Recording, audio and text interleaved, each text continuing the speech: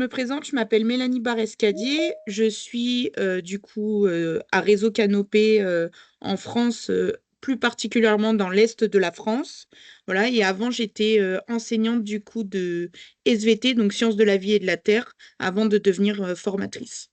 Donc aujourd'hui, on va parler de différenciation pédagogique et tous les dispositifs en fait spécifiques qui vont être autour de cette différenciation.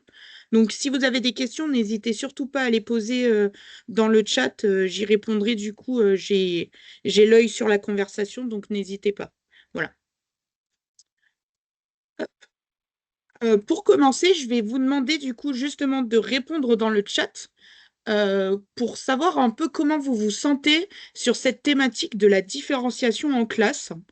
Donc, il y a plein de petits bonhommes de 1 à 20, avec à chaque fois un numéro correspondant, donc qui correspond à une situation. Et j'aimerais savoir, en fait, comment est-ce que vous vous sentez par rapport à cette thématique? Est-ce que vous êtes plutôt, si on prend le numéro 20, voilà, être complètement perdu, on va dire, du coup, à se noyer dans cette thématique-là de la différenciation, ou plutôt être à l'aise comme le numéro 8, etc. Donc voilà, si vous pouvez mettre du coup dans le chat comment est-ce que vous vous sentez. Ok, merci. Numéro 7, ouais.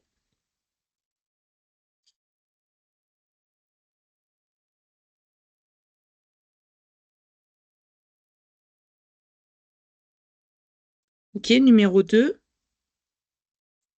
merci.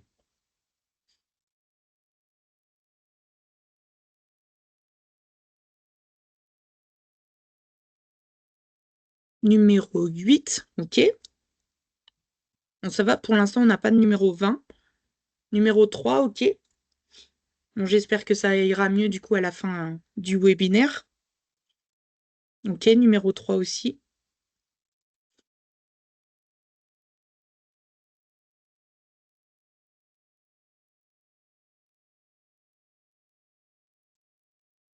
Numéro 10, ok.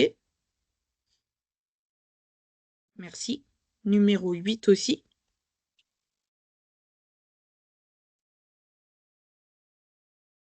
Numéro 10, ok. 10 aussi. 13, ok. 11.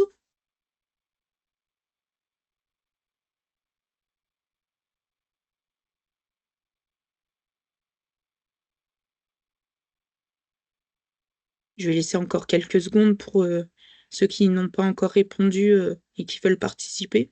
C'était pas obligatoire, hein, bien sûr.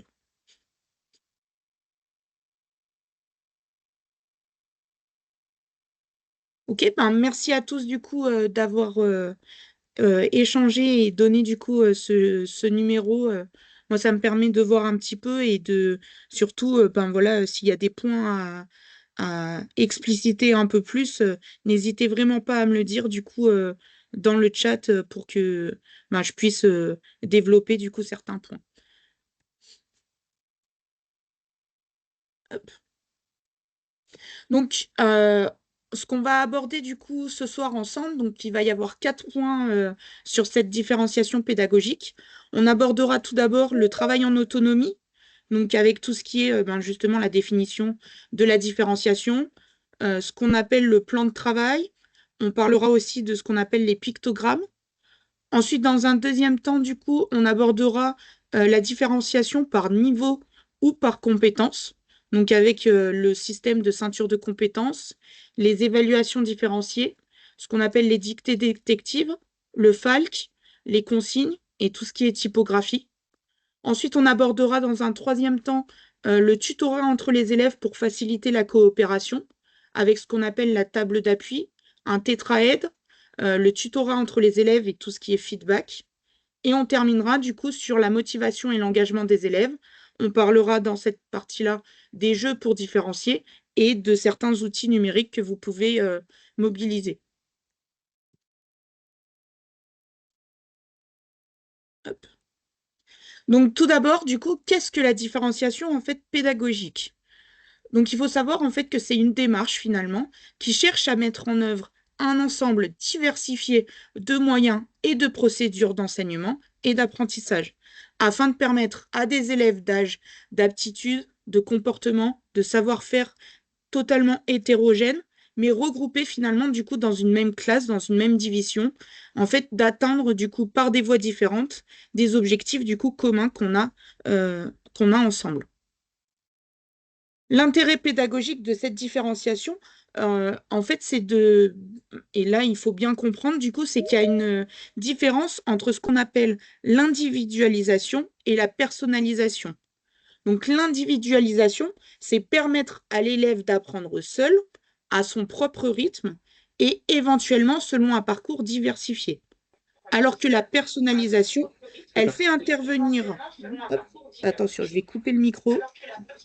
Voilà.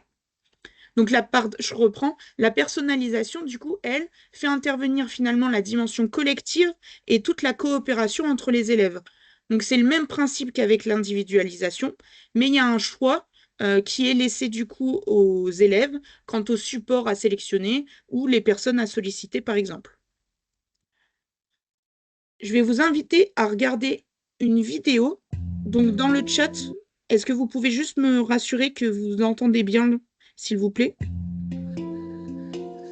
Oui, on entend, Mélanie. Ok, super.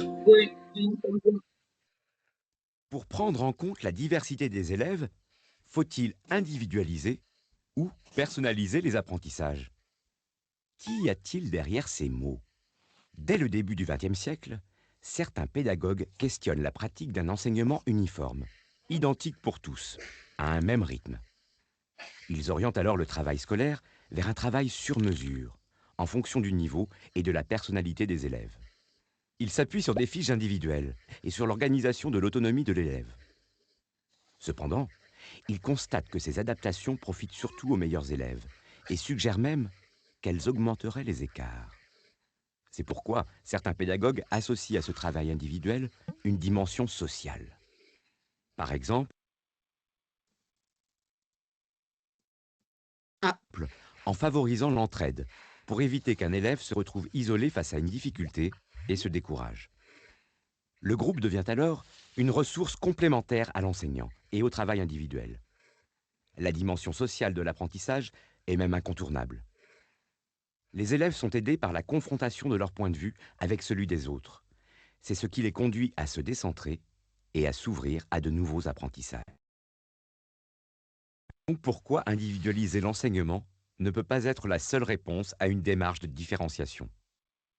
Là où le terme individu, comme indivisible, désigne une unité parmi d'autres, le terme personne désigne à l'origine un masque de théâtre et comprend ainsi la relation avec les autres. Personnaliser son enseignement, c'est donc intégrer la dimension collective et coopérative de l'apprentissage. La personnalisation articule 3 modalités: des temps collectifs d'étayage, des temps individuels et une organisation coopérative du travail. Les temps collectifs d'étayage par l'enseignant visent à engager les élèves. Ils maintiennent la dynamique collective et permettent des ajustements. Ces moments apparaissent plus égalitaires et efficaces que des dispositifs qui privilégient le travail individualisé. Ils enlèvent en effet, aux élèves les plus vulnérables, le poids systématique de leurs différences. Cependant, les temps individualisés demeurent. Ils poursuivent le travail engagé collectivement et permettent à l'enseignant. Ils laissent aussi la possibilité à chacun de s'exercer sur des consignes qui lui conviennent.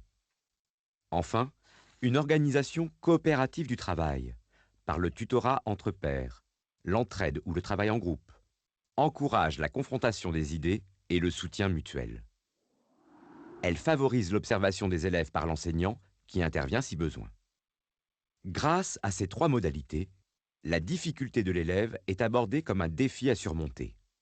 En personnalisant les apprentissages, on n'assigne pas de statut d'élève en difficulté, mais on enseigne plutôt à tous que les résistances créent un besoin d'un apprentissage en cours.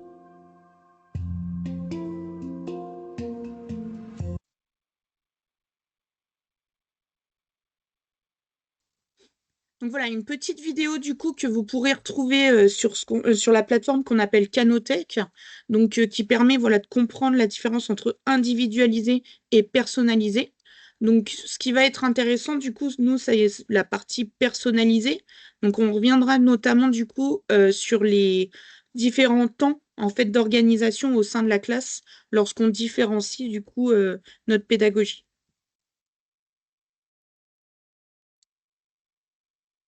Donc justement, la différenciation pédagogique en fait en classe, comment finalement on peut la mettre en œuvre? En fait, si on a plusieurs façons du coup de procéder. On a une première façon du coup, ça va être de conserver une progression finalement semblable à tous les élèves, mais en alternant à la fois dans le déroulé du coup d'un même cours les méthodes utilisées, que ça soit du coup les structures, les processus, etc. On y reviendra. Et quand on fait cette différenciation-là, on parle en fait de différenciation successive. On a une autre façon aussi du coup de différencier, qui est cette fois la différenciation simultanée. Donc c'est finalement du coup dans cette différenciation-là, c'est faire travailler en même temps dans un même cours un groupe d'élèves ou plusieurs groupes d'élèves sur des activités différentes, mais qui sont adaptées à la fois à leurs besoins et à leurs possibilités. Donc là, c'est la différenciation simultanée. Et on peut bien sûr, du coup, c'est une troisième possibilité, ben, c'est finalement dans une même séquence, euh, ben, différencier du coup à la fois de manière simultanée et à la fois de manière successive. Merci Ambre pour le lien de la vidéo. Hop, je perds ma souris, je suis désolée. Voilà. Donc il y a 4 axes finalement dans la différenciation pédagogique. On peut différencier ce qu'on va appeler le contenu. Donc à la fois ben, le choix des lectures, les sujets, les exercices, etc. On peut aussi différencier ce qu'on appelle les structures. Donc c'est finalement tout ce qu'on va appeler les modalités de travail, la façon dont on regroupe les élèves. Est-ce qu'on fait des groupes entre guillemets de niveau ou est-ce qu'on fait des groupes hétérogènes? Voilà, tout ça du coup c'est des axes de différenciation.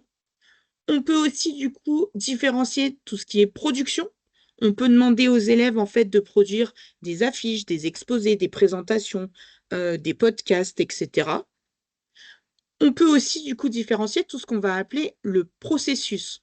Donc là, du coup, en fait, ça va être finalement toutes les consignes qu'on va donner, soit sous forme de texte, soit sous forme de vidéo. Ça peut être aussi donné en accès libre des fiches aide-mémoire, des fiches d'aide, du coup, qu'on va laisser à disposition au sein de nos classes pour que justement les élèves puissent y accéder quand ils en ressentent le besoin. On va aborder maintenant, du coup, ce qu'on appelle le plan de travail. Donc, qui est un moyen, du coup, une méthode pédagogique qui permet justement de faciliter la différenciation. Donc, pour faire simple, en fait, c'est un outil qui permet à l'élève à la fois de suivre, de planifier et d'organiser finalement son travail de manière autonome.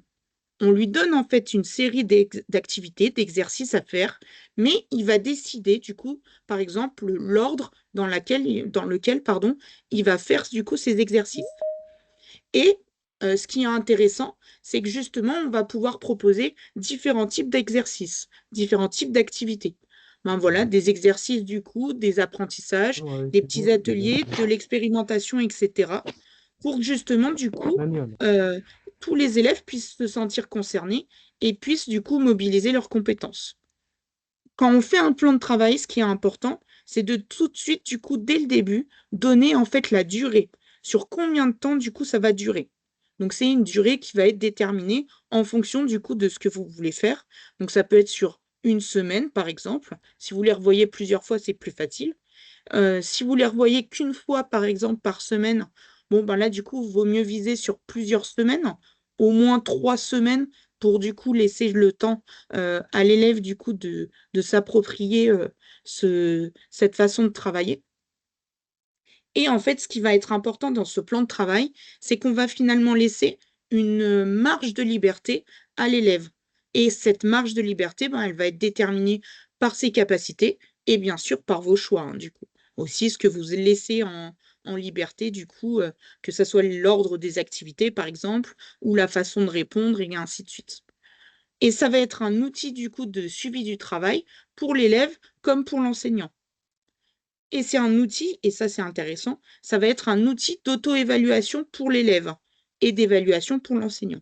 Donc ça va permettre en fait, le plan de travail va finalement permettre du coup aussi d'engager les élèves du coup dans leur processus d'apprentissage et permettre justement du coup via cette auto-évaluation de faire en fait eux aussi des feedbacks de manière régulière. Je suis désolée, je perds ma souris à chaque fois et ça ne veut pas passer. Hop, voilà. Donc, quelques exemples du coup de à quoi peut ressembler en fait la présentation d'un plan de travail. Donc là, il y a un exemple du coup qui était issu euh, d'une discipline où là, justement, ils mettent à chaque fois le nom de l'activité, ce qu'il y a à faire justement dans cette activité. Et là, l'enseignant a décidé de mettre, est-ce que c'est à faire en classe ou hors classe? Donc là, par exemple, quand il y a la petite maison, c'est du coup un travail à faire à la maison. Quand il y a le petit tableau, du coup, cette fois, c'est à faire en classe. Et d'indiquer, du coup, justement, en auto-évaluation, si du coup ça a été réalisé avec un adulte ou seul, quand est-ce que l'élève pense le faire? Est-ce qu'il l'a fait? Et oui ou non, du coup, avec une aide. Donc là, voilà, c'est une première présentation. Ce qui est important là, c'est que du coup, la période apparaît, du coup, ici, et c'est vraiment individualisé puisqu'il y a le prénom, du coup, de l'élève qui est indiqué. Une autre proposition, c'est ici, du coup, de proposer en fait des exercices. Donc là, c'était en français. Donc là, ici, du coup, les objectifs sont indiqués. Pour l'élève, du coup, ça peut être intéressant, justement, du coup, de savoir quels sont les objectifs d'un travail. Et on va avoir du coup là la possibilité de cocher en fait si les exercices ont été réalisés et à quel niveau du coup d'acquisition on se sent. Est-ce que c'est le niveau 1 du coup pas trop finalement. Le niveau 2 du coup oui un petit peu mais j'ai encore des doutes. Ou niveau 3 du coup c'est maîtrisé. Et là justement l'élève a la possibilité de commencer, voilà, j'évalue mon niveau, donc qui commence, et puis ensuite il va suivre les petits chemins en fait qui sont proposés. Donc là ici, voilà, il va faire je sais manipuler l'imparfait. Il a 3 exercices à faire.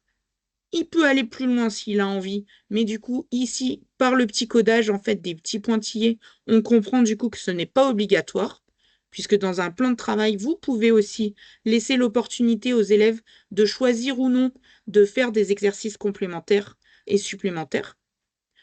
Ensuite, du coup, il a par contre à faire le chemin là qui est obligatoire, donc la leçon numéro 2 et la leçon numéro 3. Et sur le même principe, voilà, il peut aller plus loin ou il peut continuer du coup et s'entraîner à la dictée. Et à la fin, une fois qu'il a fait tout ce chemin, il a là du coup, il a la dictée finale.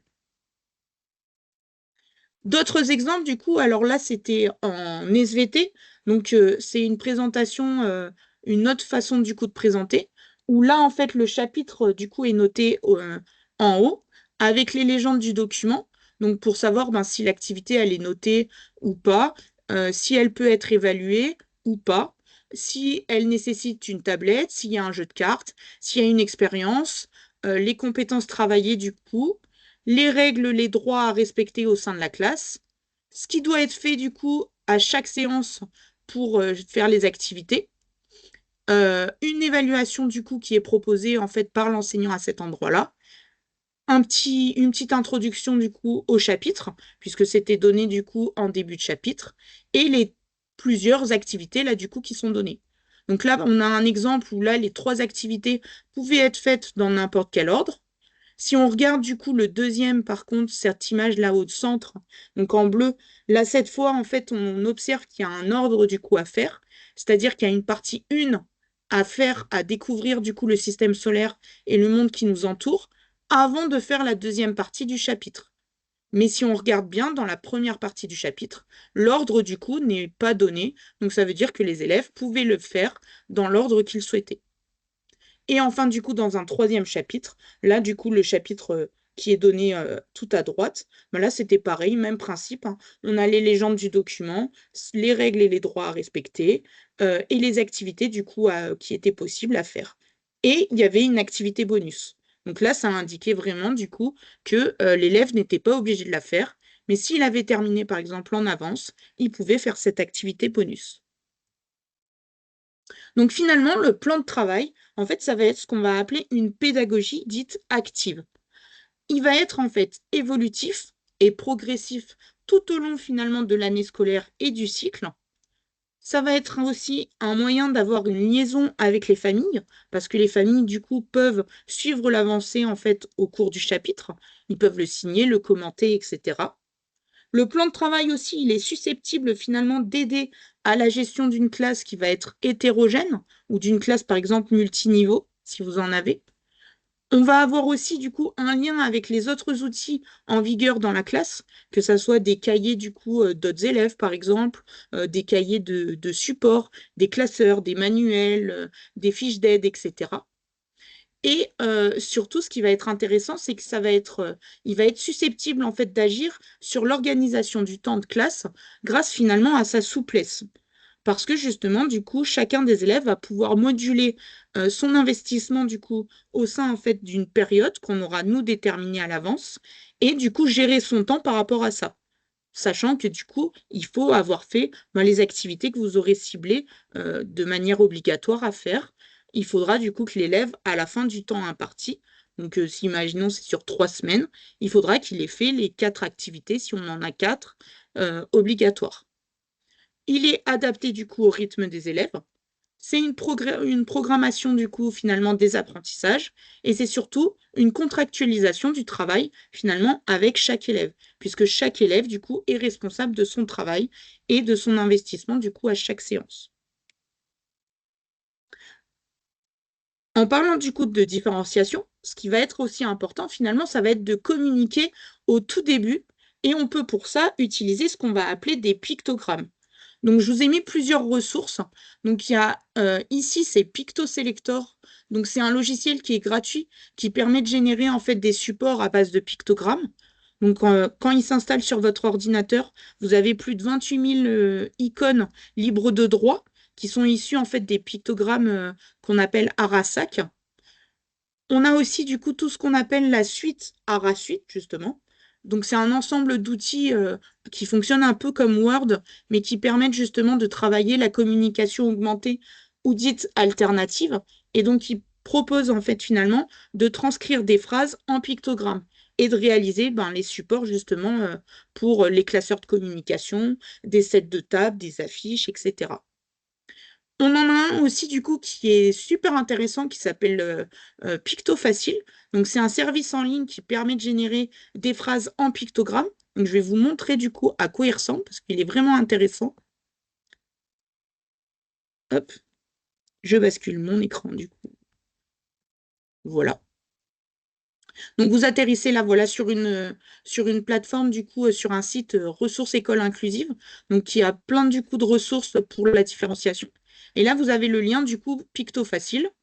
Donc, si on clique dessus, voilà, on atterrit sur une page comme ça. Donc, c'est gratuit, donc il y a un peu des pubs aussi, du coup, de temps en temps qui apparaissent. Mais voilà, sinon. Donc là, on nous dit, ben voilà, entrer une phrase simple, nom plus verbe plus objet. Et on nous donne l'exemple chat mange gâteau. Donc, je vais prendre bêtement, du coup, chat mange gâteau. On nous conseille en fait du coup d'enlever les articles parce que en fait les pictogrammes du coup qui sont en lien avec ça sont pas terribles du coup si. Donc là voilà, hop, chat mange gâteau. Et en fait il nous propose à chaque fois plusieurs pictogrammes. Donc c'est à nous de sélectionner. Donc là par exemple pour le chat, je vais choisir celui-là parce que je l'aime bien. Pour manger du coup, je vais sélectionner celui-ci. Et gâteau, on va dire du coup je vais sélectionner cette image. Voilà. Et là, en fait, en dessous, il nous propose du coup de justement d'avoir la création de notre PDF.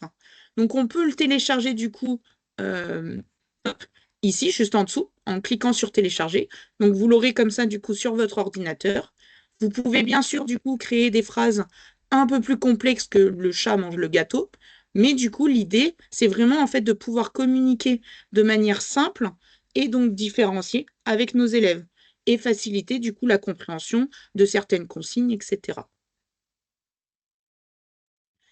Une autre ressource aussi du coup qui peut être intéressant, c'est le site qu'on appelle Canva ou Canva, du coup selon comment on prononce. Donc c'est un site en ligne du coup qui permet de créer des supports de toute forme grâce à une grande base de données. Et en fait, le site est gratuit. Vous pouvez accéder du coup, il faut créer un compte, mais vous pouvez accéder à de nombreuses données du coup gratuitement et vous montrer du coup des images. Donc par exemple, du coup, hop, là, ces trois images-là ont été créées justement avec le logiciel Canva. Donc on trouve des images, des photos, des rectangles, des ronds, etc. Du coup, pour choisir et moduler du coup ces supports. On va aborder maintenant tout ce qui est différenciation par niveau ou par compétence. Donc, dans cette partie-là, on abordera ce qu'on appelle les ceintures de compétences.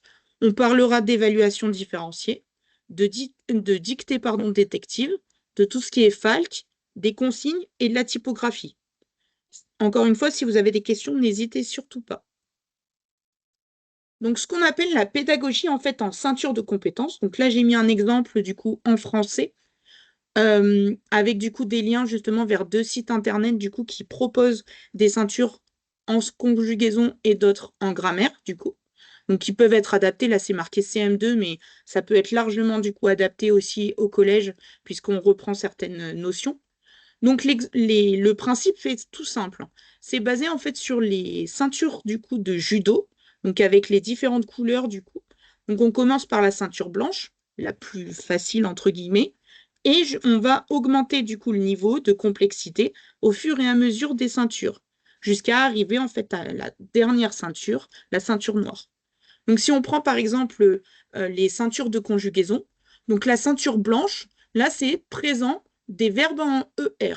Donc c'est l'élève, s'il a cette ceinture-là, c'est qu'il est capable de conjuguer les verbes au présent, les verbes en ER, donc les premiers, du premier groupe, au présent de l'indicatif. Une fois qu'il a validé du coup cette ceinture, parce qu'il a fait plusieurs exercices, comme on peut le voir là du coup sur le côté à gauche. Donc là, c'est des exemples du coup d'exercices, hein. Donc c'est des petites cartes qu'on peut imprimer facilement. Donc là, c'est voilà, conjugue ces verbes au présent, danser, rester, chanter, cacher, etc.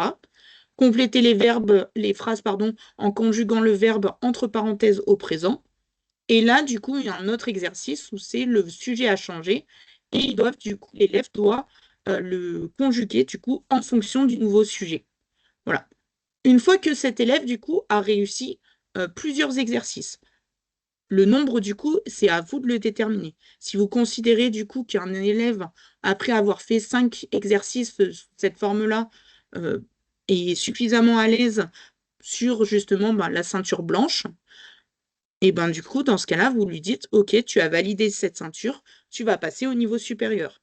Si vous considérez du coup qu'il en faut un peu plus, qu'il en faut, je dis n'importe quoi, hein, par exemple qu'il en faut 10, ben, ça sera 10. Ça, c'est vos modalités à vous, du coup, c'est à vous de les déterminer. Donc, si l'élève, du coup, a réussi sa ceinture blanche, il va passer à la ceinture jaune. Donc là, si on observe, du coup, on peut voir qu'il y a une évolution, puisque là, c'est savoir conjuguer les verbes être, avoir, aller, prendre, venir, pouvoir, vouloir, dire, faire, voir, et bien sûr les verbes du premier groupe, donc en ER, puisque du coup, il a validé la ceinture blanche, donc en ceinture jaune, le niveau donc juste au-dessus, ça ne devrait pas poser de problème, puisqu'il vient de valider la ceinture blanche. Et on continue en fait comme ça, du coup, au fur et à mesure. Et si je prends par exemple la dernière ceinture, la ceinture noire, donc là, du coup, l'élève doit être en capacité de conjuguer au passé simple les verbes être, avoir, aller, dire, faire, etc. Et les verbes du coup en ER. Donc là, tout ça, plus bien sûr, ben voilà, c'est ce qui est noté, hein, plus tout ce qui est ceinture précédente. Donc là, ici, il y a un autre Hop.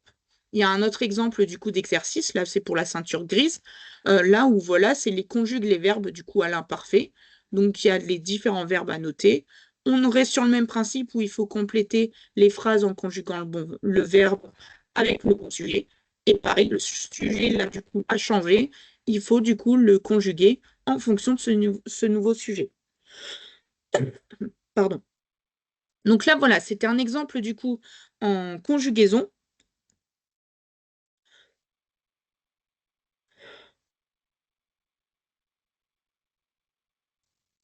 Excusez-moi. Vous en avez d'autres du coup aussi en grammaire, donc je vous laisserai du coup y regarder de votre côté, du coup sans problème pour que vous puissiez avoir le temps. On va ensuite parler de ce qu'on appelle les dictées détectives. Donc en fait, le principe des dictées détectives, c'est qu'il y a plusieurs niveaux. Là, en l'occurrence, il y en a trois. Et en fait, pardon, je vais tousser, excusez-moi.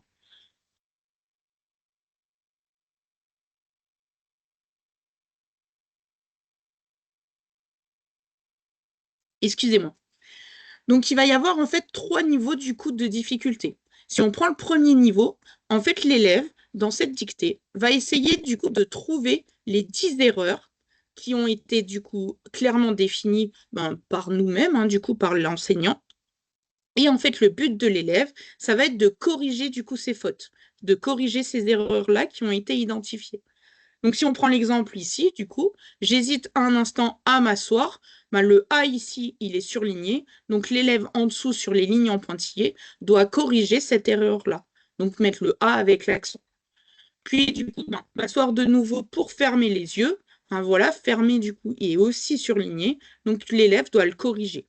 Et ainsi de suite, du coup, pour les 10 erreurs qui ont été surlignées. Il y a ensuite, du coup, un niveau numéro 2, un niveau 2. Là, cette fois, en fait, il va falloir, du coup, rechercher les erreurs, du coup, dans le texte et de les corriger. Donc, il y a une aide qui a été fournie, c'est-à-dire, du coup, que si on regarde, les erreurs ont été nommées, du coup. Là, on a une erreur de majuscule ou de ponctuation. Il y a 3 erreurs d'accord du verbe conjugué avec le sujet, et ainsi de suite. Donc, il y a une aide qui est fournie du coup à l'élève pour repérer quand même les erreurs, la nature de l'erreur, mais du coup, c'est pas surligné dans le texte, comparé au niveau 1. Et il doit, même objectif, du coup, que le niveau 1, par contre, il doit bien sûr corriger du coup les erreurs qu'il aura trouvées. Et enfin, du coup, le troisième niveau, là, cette fois, il n'y a pas du tout d'aide. Il a un texte, l'élève a un texte, du coup, et il doit corriger, du coup, ces erreurs-là. Donc, bien sûr, il doit d'abord les trouver pour pouvoir les corriger. Et pareil, par contre, il sait qu'il y a 10 erreurs à trouver. Donc là, voilà, c'est une technique du coup qui marche très bien avec les élèves pour travailler justement du coup en français l'orthographe, la conjugaison, la grammaire, etc. Ça permet vraiment du coup là, de mettre en place la différenciation pédagogique puisque justement l'élève, c'est nous, alors ça on peut décider nous aussi, soit c'est l'élève qui décide sur quel niveau il va le travailler. Donc, vous aurez montré du coup auparavant les différences entre les trois niveaux. Donc, avec un exemple du coup et après vous donnez votre exercice du coup justement. Ou soit vous dites, ben non, du coup, en fonction de la dictée précédente que vous avez peut-être fait en classe, bon ben là du coup, tel élève va être plutôt, je vais lui donner du coup le niveau 1. Ou cet élève-là, bon, a plutôt bien réussi, je vais lui donner le niveau 3. Ou alors pour le motiver, ben justement, pour lui montrer qu'il est en capacité de réussir, ben je vais lui donner du coup le niveau 3 pour le challenger un petit peu. Voilà. Ça, c'est à vous du coup de le déterminer, du coup, mais c'est une façon qui marche vraiment bien avec les élèves. Donc, c'est les dictées détectives. Ensuite, on peut avoir du coup, hop, on peut évaluer finalement aussi en différenciant. Donc là, c'est un exemple du coup qui est en SVT. Donc, il y avait en fait justement le principe des ceintures de compétences. Donc, avec les ceintures orange, donc, qui est à un niveau en dessous, avec au-dessus du coup une ceinture niveau violet, et enfin le dernier du coup un ceinture noire. Là, du coup, je vous ai mis que l'exemple en niveau orange et en niveau violet. En fait, la compétence, là, du coup, pour l'évaluation, reste exactement la même, que ça soit l'exercice du coup niveau orange ou le niveau violet. Dans les deux cas, la compétence travaillée, c'est écrire du coup une hypothèse, rédiger une hypothèse. Donc dans les deux cas, en fait, du coup, l'élève doit rédiger son hypothèse. Mais dans le niveau orange, en fait, il va avoir une aide supplémentaire. C'est-à-dire du coup que là, il y a un document qui va être finalement un peu plus guidé. Alors que si on regarde le document 2, donc là pour le niveau violet, là cette fois, du coup, il y a un peu moins d'aide en fait que sur le niveau orange. Mais encore une fois, il faut du coup dans les deux cas proposer une hypothèse. Donc là, du coup, je vais donner la réponse, du coup, si vous êtes tenté par ça. Donc là, c'était d'expliquer en fait pourquoi on retrouvait du sable du Sahara en fait à Paris. Donc là, du coup, il fallait utiliser les mouvements d'air, en fait, parler des mouvements d'air en parlant si on parle d'air chaud ou d'air froid. Donc l'idée, du coup, c'était de dire que au niveau du Sahara, en fait, il va y avoir du coup des mouvements d'air chaud qui vont emporter avec eux du sable en altitude et qui vont se déplacer en fait grâce au vent du coup et qui au fur et à mesure en fait en se déplaçant ben, vont se refroidir et vont se retrouver finalement ben, par exemple au-dessus de Paris et justement du coup parce que c'est de l'air froid en fait vont redescendre avec du coup le sable. Et là, ici, le niveau violet, du coup, pour pareil je vais faire rapide, hein, du coup, il fallait expliquer la différence de météo qu'il y avait entre la zone A qu'on observe là avec des nuages de pluie et la zone B, du coup, avec un ciel dégagé et des températures plutôt chaudes. Et on avait au milieu, du coup, en fait, on nous disait dans la légende qu'il y avait une chaîne de montagnes. Donc, pour faire simple, du coup, il fallait simplement dire que c'était la chaîne de montagnes qui bloquait en fait les nuages de pluie, et que c'est pour ça, du coup, qu'on avait un ciel dégagé de l'autre côté. Voilà. Donc, il y a possibilité justement aussi d'évaluer tout en différenciant. Là, encore une fois, du coup, c'est à vous de choisir les modalités. La proposition qui avait été faite là, justement, c'est de dire que l'exercice, qu'il soit du coup niveau orange ou niveau violet, il était sur 6 points. Mais si les élèves prenaient du coup un niveau violet, donc le niveau supérieur, on va dire, et ben en fait, ils avaient 3 points minimum si l'essai qu'ils rédigeaient était en lien avec le document. Parce que bien sûr, du coup, il y a des élèves qui prennent le niveau violet, mais qui pourraient du coup complètement inventer une hypothèse et faire complètement hors sujet. Donc là, en l'occurrence, du coup, si c'était le cas, si c'était complètement hors sujet avec le document, du coup, et que c'était vraiment pas en lien, bon, ben là, du coup, ils n'avaient pas les points. Mais si, du coup, leur hypothèse avait un lien avec le document, et ben, du coup, ils avaient 3 points minimum parce qu'ils avaient pris, du coup, le niveau violet. Voilà. Donc c'est une façon du coup aussi ben, voilà, de différencier. Ensuite, on a ce qu'on appelle du coup, toujours pour différencier, on a ce qu'on appelle le facile à lire et à comprendre. Donc ce qu'on a en acronyme du coup ce qu'on appelle le FALC. Donc c'est une méthode qui a pour but finalement de traduire un langage classique, entre guillemets, en un langage pardon, plus simplifié. Donc finalement, le FALC permet de rendre l'information plus simple et plus claire. Et ainsi, du coup, finalement, ça va être utile à tout le monde, donc notamment aux personnes en situation de handicap, les dyslexiques, les personnes âgées, ou encore ceux qui maîtrisent mal la langue française. Donc cette méthode, elle peut être bien sûr utilisée par tout le monde et pour tout le monde. Donc pour qu'un texte ou un support de communication soit FALC, il doit être lu et compris par des personnes en situation notamment par exemple de handicap intellectuel. Donc là, il y a un exemple du coup à côté. Donc tout ce qui est du coup à gauche, c'est finalement un langage, on va dire, donc, voilà, classique. Et à droite, du coup, on va retrouver en fait les informations importantes du texte qui est à gauche, mais de manière beaucoup plus simplifiée. Et surtout, ça va être illustré. On va avoir du coup une représentation. Ben là, ici, si vous observez, il y a le S qui est mis en surligné du coup à chaque fois pour finir les fins de mots, pour que justement du coup on puisse se concentrer, aider l'élève à se concentrer là-dessus. Donc là, c'était un des objectifs de l'enseignant, c'est pour ça. Mais on reste du coup finalement sur la même compréhension de l'histoire qui a été racontée. Que ce soit du coup à gauche ou à droite, on a les mêmes informations à la fin de l'histoire. C'est juste que du coup, il y a un peu moins de détails dans un langage, dans une méthode FALC. Mais du coup, l'idée, les informations importantes restent identiques. Donc là, je vous ai mis aussi un lien du coup justement vers... hop, je vais vous montrer si ça veut bien.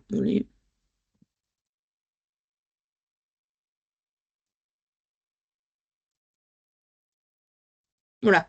Donc c'est l'exemple là du coup où j'ai fait une capture d'écran. Donc c'est un petit livre du coup où à chaque fois ben voilà l'élève peut choisir de lire du coup la partie gauche ou la partie droite du coup de de ce livre.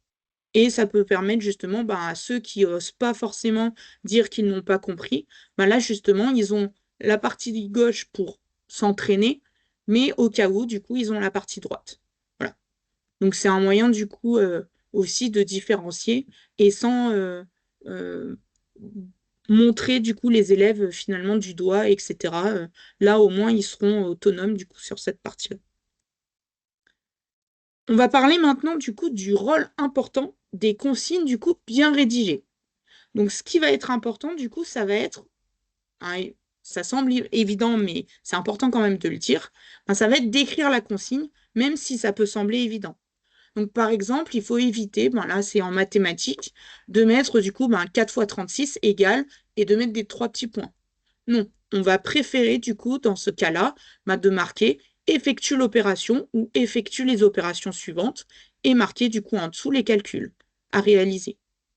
Pareil, ici, du coup, on va éviter de marquer simplement une phrase avec des trous du coup à compléter. Non, on va préférer justement mettre complète les phrases avec une préposition pour que l'élève du coup puisse justement savoir ce qu'il est attendu.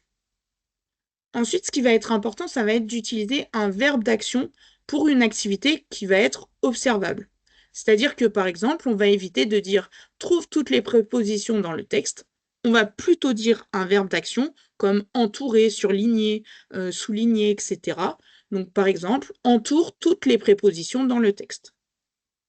Ensuite, du coup, ce qui va être important, ça va être de dire, voilà, si une forme particulière de réponse est attendue, il faut le préciser, à la fois sur sa structure, son unité de mesure, par exemple. Donc, ce qu'on va éviter, c'est simplement de dire classe les animaux, pardon, selon leur régime alimentaire.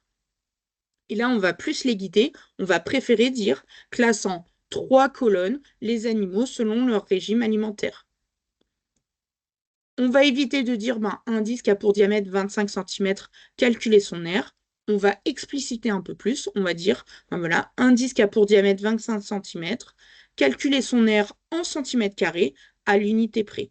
Et là, on donne une indication supplémentaire à l'élève, mais pour être sûr, du coup, que notre consigne est bien passée. Et ensuite, du coup, on va aussi préciser les éventuelles ressources ou les outils que vous autorisez. Donc, on va éviter du coup simplement de dire accorde tous les adjectifs qualificatifs du texte, mais on va essayer du coup de rajouter tu peux utiliser par exemple ton cours et le dictionnaire. Ou si vous avez des fiches d'aide du coup dans votre classe, de dire tu peux utiliser les fiches d'aide et de sélectionner du coup les fiches d'aide possibles. Voilà. Donc là, c'est vraiment un rôle important du coup des consignes, de bien rédiger ces consignes pour que les idées passent vraiment et qu'on puisse différencier justement du coup notre enseignement. Donc justement, pour aussi différencier et faciliter la compréhension de tous, en fait, ce qui va être important aussi, c'est que notre texte sur nos activités soit bien sûr du coup lisible. Donc, on va s'assurer que la police d'écriture répond aux critères de lisibilité. Donc, essentiellement, du coup, c'est d'éviter en fait les polices où il y a des petites accroches, en fait, des petits crochets du coup sur les lettres ou des polices du coup qui sont écrites en italique de base, etc. Donc, il va falloir aussi du coup prendre en compte la taille de la police pour qu'elle soit voilà, adéquate en fonction du format du coup sur lequel on va imprimer notre support. Il faut essayer le plus possible en fait d'avoir un interlignage à 1,5. Donc l'interlignage, c'est vraiment du coup l'espace entre deux phrases. Donc l'interlettrage aussi du coup va être important. Donc là, cette fois, c'est l'espace entre les lettres qu'il faut qu'il soit suffisant. Donc là, c'est l'exemple, hein. Enfin, du coup, bien sûr, je ne vous ai pas donné un interlettrage insuffisant, mais c'est vraiment du coup, s'il est insuffisant, on a toutes les lettres qui sont super serrées. Donc là, du coup, ça devient illisible. Et ça peut être très compliqué pour les élèves qui vont être, par exemple, dyslexiques, etc. Du coup, d'accéder à une compréhension s'ils n'arrivent même pas à lire, du coup, ce qui est écrit. Une autre astuce aussi, c'est d'essayer d'aligner en fait le texte à gauche, donc sans autre parasitage en fait textuel. Donc par parasitage textuel, on va essentiellement englober du coup en fait les mots coupés. Donc là du coup c'est si par exemple là, j'avais écrit plus gros, coupé serait passé à la ligne. Donc là c'est pas grave, mais c'est si le mot coupé en lui-même est séparé en deux, qu'on a d'un côté la partie coup et le P du coup qui passe de l'autre côté. Donc là, il faut éviter le plus possible du coup justement d'avoir en fait ce parasitage-là.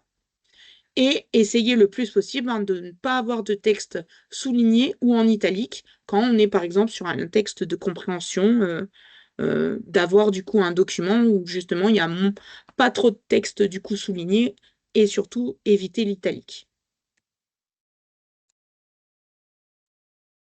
On va passer maintenant du coup à la troisième partie, donc tout ce qui est tutorat entre élèves et coopération, donc avec ce qu'on va appeler la table d'appui, le tétraède. On va parler du tutorat entre les élèves et tout ce qui est feedback du coup à faire pour les élèves. Donc je vais vous montrer une vidéo du coup, pareil, ça sera accessible sur le support que vous aurez à la fin. Donc c'est une vidéo issue de Canotech qui présente justement ce qu'est la table d'appui et comment en fait on va l'organiser et l'intégrer du coup au sein de notre classe.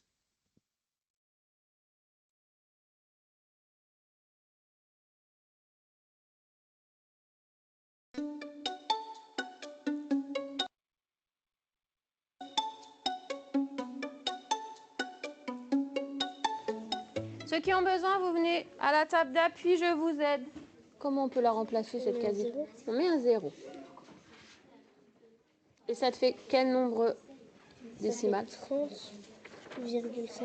Voilà. Ok. Ah, Naomi du coup a compris en regardant. Quelle est ta difficulté? Déjà, Relis la consigne déjà. Toujours relire sa consigne.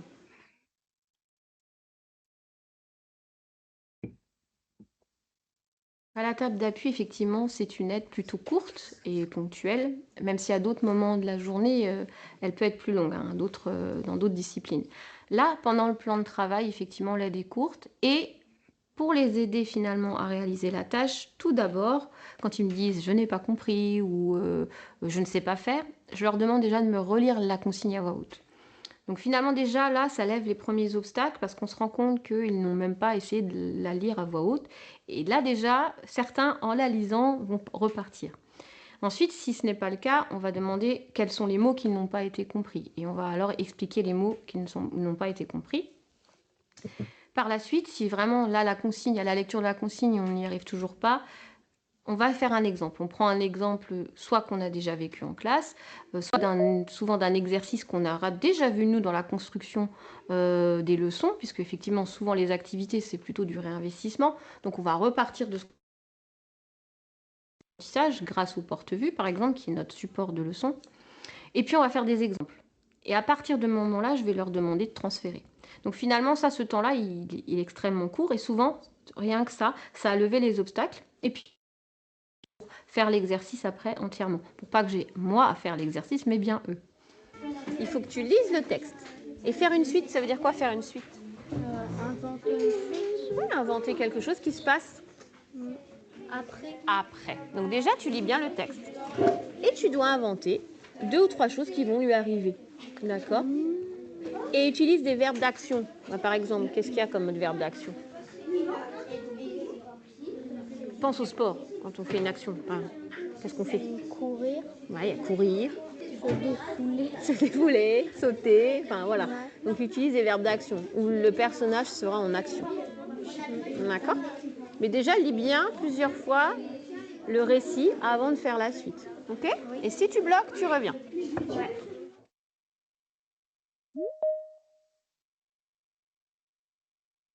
Dans ma classe, effectivement, il n'y a pas que la table d'appui, même si elle est centrale. On a d'autres aides.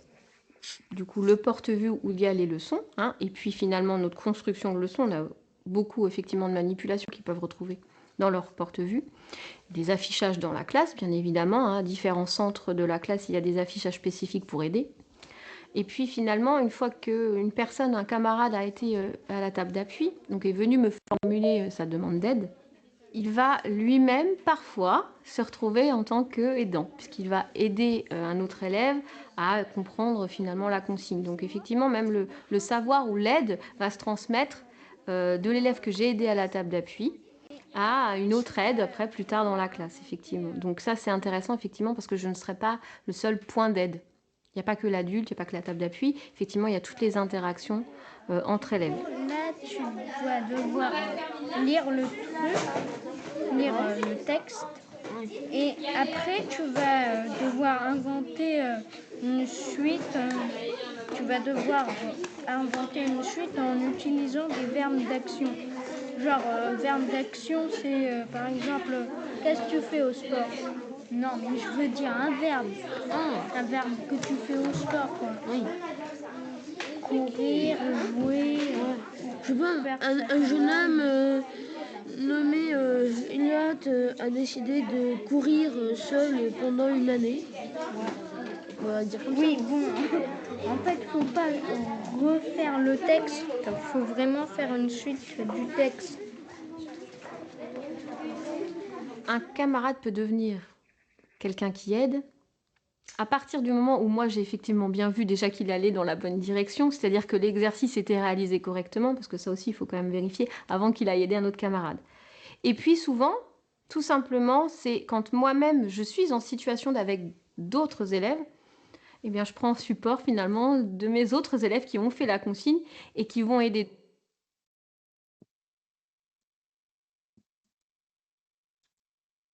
Finalement, les bénéfices sont pour toute la classe entière à cause justement de l'ambiance de classe qui est complètement différente. On part sur une entraide, sur une coopération, on n'est plus sur une compétition. Et du coup, effectivement, l'ambiance de classe est complètement transformée.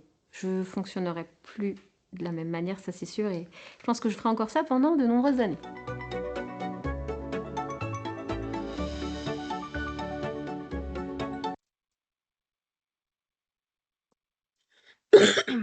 Donc voilà, la présentation du coup de ce dispositif de table d'appui, ça c'est bien sûr du coup, alors là l'exemple avec le témoignage du coup qui nous a été donné dans la vidéo, c'est ben, justement au sein d'une séance, en fait l'enseignante va se mettre à un endroit, là en l'occurrence c'est vers son bureau, pour justement accueillir les élèves qui ont besoin de réexplication d'une consigne, d'un exercice, etc.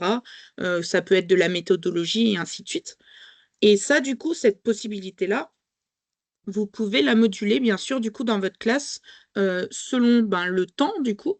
Vous pouvez dire, ben, par exemple, sur les 10 premières minutes, ben, vous mettez en place, du coup, la table d'appui, mais après, vous mettez une pause, par exemple. Vous dites, ben, là, du coup, non, je suis plus disponible. Vous êtes capable, du coup, de réaliser tout seul les exercices, du coup, demandés. Vous avez eu le temps pour me demander de l'aide.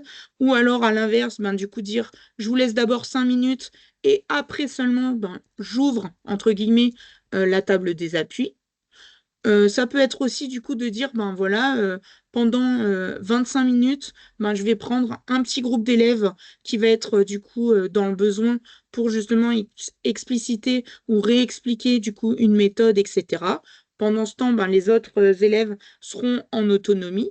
Donc voilà, toute cette organisation-là, c'est à vous du coup de la décider. Il y a plusieurs façons, hein, du coup, comme je viens de le dire, mais c'est vraiment du coup à vous de vous approprier en fait cette méthode-là. Et ça peut être, ben voilà, du coup, vous pouvez aussi changer ben, le lieu, ben, soit proche du coup de votre bureau, ou alors en plein milieu du coup de la salle de classe. Moi, c'était quelque chose que j'aimais bien faire, du coup, c'était vraiment de me mettre au milieu de la salle de classe et du coup, les autres élèves étaient autour. Donc là, voilà, c'est une méthode aussi, du coup. Mais vraiment, voilà, il faut vous l'approprier. Donc là, voilà, c'est la table d'appui. On va avoir ensuite du coup un moyen qui est bien pour la gestion du coup justement des besoins d'aide. C'est ce qu'on va appeler le tétra-aide. Donc je vous ai mis un lien du coup, je vous montre juste après. Je vous explique d'abord le fonctionnement. En fait, du coup, ça va être une pyramide et chaque sommet du coup de cette pyramide va avoir une couleur différente. Et chaque couleur va donner du coup une indication à l'enseignant ou donner une indication aussi aux autres élèves. Donc, si on est en vert, par exemple, donc le vert, le sommet de la pyramide est mis là, comme là sur l'exemple, ça veut dire que tout va bien. L'élève n'a pas besoin d'aide, rien du tout va bien. Si cette fois, c'est le sommet bleu qui est mis en haut, du coup, en direction vers le haut, là, cette fois, ben, on peut décider du coup que le bleu signifie ben, j'aide ou je suis aidé par quelqu'un. Si c'est le sommet jaune, ben, on va dire du coup, ben là, voilà, j'ai une question, mais elle est non urgente. Donc nous, en tant qu'enseignants, ben, ça nous permet aussi de prioriser justement nos interventions. Si on voit des élèves qui sont en jaune et d'autres qui sont en rouge, ben, on va prioriser par rapport à ça. Donc justement, on y vient du coup sur ce rouge. Donc si le sommet du coup rouge est en haut, là, cette fois, on va dire, ben, là, ok, l'élève, il a vraiment besoin de nous. Ben, voilà, c'est ce qui est expliqué après à côté, hein. Donc à l'aide, au secours, je me noie, au secours, ben voilà. Donc là, il faut vraiment du coup aller en direction de cet élève. Donc, je vous montre ici, du coup, donc c'est un lien vers ce qu'on appelle un digipad. Donc, c'est une ressource, du coup, enfin, c'est un site internet où, en fait, il y a plein de ressources, justement. Donc, en l'occurrence, là, celle qui va nous concerner, c'est l'outil de gestion de classe. Et là, il y a justement le tétraède. Donc, hop, si on appuie dessus, du coup, voilà. Donc là, c'est un fichier que vous pouvez directement imprimer et il faudra juste le plier. Donc, ce qui est intéressant, du coup, c'est le faire plier à chaque élève pour que chaque élève ait son tétraède. Soit ça, soit vous dites, ben, du coup, c'est au sein de votre classe, vous avez un lot, par exemple, de 30 tétraèdes, du coup, ou de 40 tétraèdes. Et voilà, du coup, chaque élève prendra un tétraède, du coup, à chaque séance. Et là, ce qui est intéressant, c'est que c'est noté, ben voilà, vert, tout va bien, et ainsi de suite. Ou j'ai une question non urgente, etc. Donc, on reviendra du coup sur ce digipad, parce que voilà, je vous ai mis beaucoup plus de ressources, notamment ben, voilà, sur ce qu'on appelle le plan de travail, dont on a parlé du coup précédemment. Donc voilà, une méthode du coup simple pour nous du coup prioriser en fait nos interventions en classe et donc gérer du coup au mieux et aider au mieux les élèves. On a aussi pardon, ce qu'on appelle le système de passeport de classe. Donc en fait, chaque élève va avoir un petit passeport où là, du coup, il va noter son nom, son prénom. Et en fait, d'un côté, il va avoir justement bah, le j'ai besoin d'aide. Donc c'est-à-dire, du coup, il a pris conscience que d'abord, il a essayé tout seul. Il a fait quelque chose, du coup, il a quelque chose de précis à demander. Il comprend qu'il ne veut pas la solution et qu'il est prêt à mettre de la bonne volonté. Et il s'engage, en fait, du coup, là-dessus. Et ce qui va être intéressant, en fait, ça va être du coup sur, par exemple, le tableau que vous avez du coup proche de votre bureau ou sur un support, la porte, par exemple, etc. En fait, chaque élève qui va être en difficulté, donc après avoir bien sûr vérifié du coup ben, qu'il a d'abord essayé tout seul et ainsi de suite, il va en fait du coup venir accrocher son passeport de classe à l'endroit que vous avez décidé. Et nous, encore une fois, en tant qu'enseignants, ça va nous permettre en fait de prioriser et de voir justement du coup quels sont les élèves qui ont un besoin du coup d'aide, d'explicitation, etc. Donc c'est un moyen du coup en fait de gérer justement la classe plutôt que d'avoir plein de mains levées en fait de partout. Bah là du coup ils vont être autonomes, c'est-à-dire du coup vraiment se rendre compte, ben voilà, je me lève, je vais mettre mon passeport de classe du coup accroché au support pour indiquer à l'enseignant, au professeur, ben voilà que j'ai besoin d'aide. Donc là voilà, c'est aussi un moyen du coup de différencier en fait et d'aider justement la la gestion de classe du coup des élèves. Et donc ben, voilà, de pallier les différences de niveau qu'on peut avoir entre certains élèves. Un, un moyen du coup aussi et qui est vraiment du coup très intéressant à mobiliser du coup en classe, ça va être tout ce qu'on va appeler le tutorat entre élèves. Donc, pareil, je vais vous montrer une petite vidéo justement qui a été réalisée par un collègue enseignant pour expliquer du coup aux élèves, donc c'est à destination des élèves, comment finalement devenir un bon tuteur, comment on peut devenir un bon tuteur du coup en classe. Bonjour et bienvenue dans cette capsule de formation pour savoir comment devenir tuteur ou tutrice. Tu souhaites aider les autres en devenant tuteur ou tutrice. C'est un rôle extrêmement important et quelques petites règles s'imposent. Ton rôle est surtout de guider, écouter et laisser faire. Par exemple, tu peux lire une consigne, réexpliquer un mot, écouter, répondre aux questions, ou alors donner des exemples. Et pourquoi pas aider ton camarade à construire un schéma. Il faut surtout être à l'écoute, laisser deviner les réponses sans jamais les donner directement. Et bien évidemment, ne jamais se moquer. N'est-ce pas Nelson? Celui que tu aides devra bien évidemment avoir essayé seul. Il devra être à l'écoute et de bonne volonté. Mais n'oublie pas, c'est lui qui décide d'arrêter lorsqu'il veut. Et puis, s'il oublie de te dire merci, n'hésite pas à lui rappeler. Devenir tuteur est un rôle important. Cela te permet d'apporter aux autres, mais cela t'apportera également beaucoup.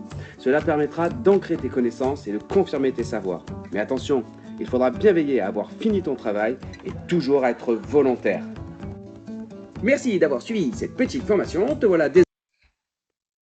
Donc voilà, c'est une vidéo très courte, hein, puisque c'est à destination du coup des élèves, pour vraiment expliquer le rôle du tuteur. Donc celui qui aide, ben, il faut d'abord bien sûr du coup qu'il ait terminé son travail. Il faut qu'il soit d'accord, parce que c'est pas obligatoire du coup que les élèves qui ont terminé leur travail aident les autres élèves. Alors du coup, au départ, ben, certains du coup sont pas motivés, mais petit à petit, du coup, ça peut être justement en prenant confiance, en voyant qu'ils ont réussi, etc. Et nous, en les remobilisant, on peut justement les amener à devenir tuteurs, mais c'est pas une obligation. Il va y avoir un rôle important parce qu'il va lui aussi, du coup, encourager et féliciter les élèves, du coup, qu'il est en train d'aider. Il doit bien sûr comprendre, ben voilà, c'est ce qui était dit dans la vidéo, ben voilà, qu'il ne faut pas se moquer. Donc, ça permet aussi, du coup, de travailler ce qu'on appelle les compétences psychosociales. Donc, c'est justement, du coup, le respect d'autrui, etc. Il ne doit pas donner la réponse ou la solution.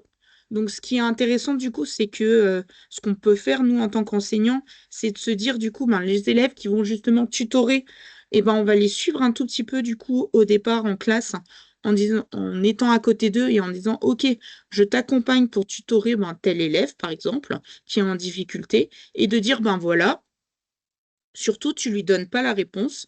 Si tu as du mal, du coup, à lui expliquer sans lui donner la réponse, ben, moi, je suis là pour t'aider, justement. Et en fait, en lui montrant, entre guillemets, comment faire, ben, l'élève, du coup, saura, après, par la suite, justement, ben, aider ses camarades sans donner la réponse. On va vérifier, du coup, bien sûr, qu'il a compris ce qu'on lui demandait. Et, du coup, se servir des documents dans la classe, tout ce qui est aide, etc. Donc ben voilà, il peut du coup on lui met ben, ce qu'il a le droit de faire avec le camarade qui tutore, qui tut ah, qui l'aide du coup en tutorat. Donc ben, lire la consigne avec celui qui se fait aider, expliquer avec ses mots. C'est ce qui va être intéressant justement du coup quand ils font du tutorat entre élèves, c'est vraiment qu'ils expliquent avec leurs mots dire ce qu'il faut faire, répondre aux questions, écouter les besoins. Ça va être très important du coup, parce qu'il y a des élèves en fait qui ont finalement juste besoin d'être rassurés. Donc ça va être son rôle du coup aussi dans le tutorat. Donner des exemples, faire des schémas, laisser deviner, décider d'arrêter d'aider. Ça, chaque élève du coup a le droit, et c'est important du coup bien de le préciser, qu'il a le droit de dire ben là non stop, j'en ai marre du coup, ou je veux arrêter, je veux faire autre chose, je veux arrêter de tutorer.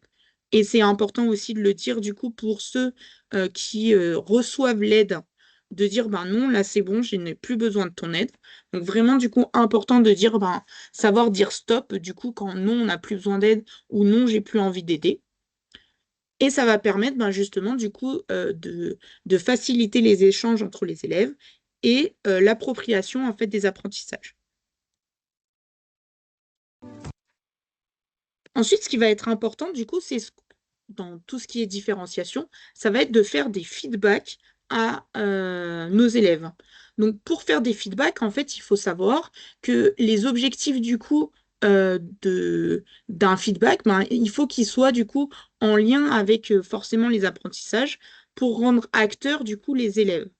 Donc, il faut qu'il soit en fait spécifique, c'est-à-dire qu'il vise un résultat ben, finalement qui va être précis et observable. Donc, il ne suffit pas de définir ben, comme objectif, par exemple, d'améliorer son français. Ça, c'est trop global, trop flou. Alors que si on, du coup, on est vraiment plus spécifique, on va dire, ben, il doit améliorer, par exemple, la conjugaison des verbes du premier groupe. Je dis n'importe quoi, hein, par exemple. Mais voilà, un exemple, du coup, celui-ci. Ou il doit améliorer la rédaction des hypothèses en lien avec des documents. Là, voilà, du coup, on est plus précis. On vise, du coup, une compétence ou on vise une méthode à retravailler, etc. On va avoir ensuite, du coup, des feedbacks. Il faut qu'ils soient, en fait, ce qu'on va appeler mesurables. C'est-à-dire, du coup, ben, par exemple, apprendre un certain nombre de mots. On va cibler. On va dire ben, 5, 10, etc. ou des phrases spécifiques et les utiliser au quotidien. Ensuite, on va avoir des objectifs qui vont être atteignables, c'est-à-dire à définir au final en fonction du coup de chaque élève. Donc c'est là où nous, notre rôle du coup va être important, parce qu'au final, avec tout ce qu'on aura observé sur les élèves, c'est justement du coup de définir, de donner ces feedbacks-là vraiment de manière individualisée, personnalisée du coup à chaque élève. Parce que en fait, ce qui va être important, c'est de dire, si l'objectif finalement est trop difficile ou ambitieux, en fait, l'élève va complètement se démotiver.